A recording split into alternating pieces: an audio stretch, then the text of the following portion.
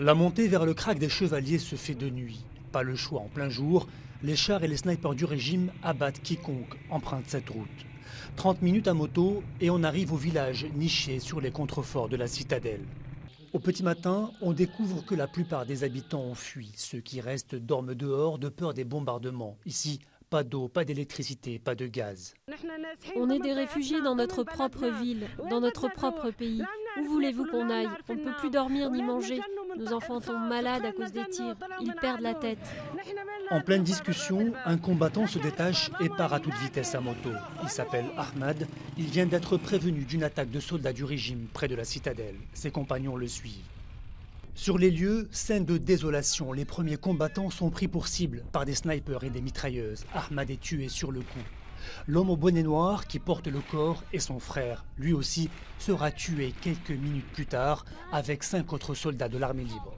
Tout le monde est mis à contribution, même cet adolescent. Pour eux, la citadelle ne doit en aucun cas tomber. Le krach des Chevaliers est l'endroit le plus haut ici. Ils veulent le prendre pour contrôler toute la région. Les attaques sont quotidiennes. Le régime veut à tout prix reprendre le krach des Chevaliers, contrôlé depuis 1 an par l'opposition. Ce château fort du temps des croisades domine toute la vallée. L'armée libre le sait, le perdre, c'est perdre la ville d'Azzara, leur unique bastion un peu plus bas.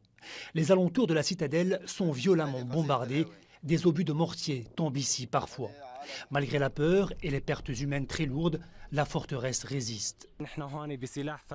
On a seulement des armes légères, on peut protéger une petite parcelle ici seulement, mais on essaie tant bien que mal de protéger la citadelle, c'est notre héritage.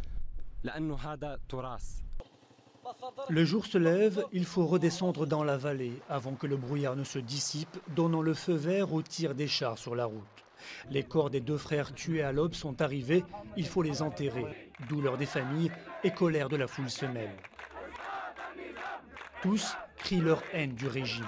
La nuit tombe, les bombardements sur le krach des Chevaliers reprennent de plus belle.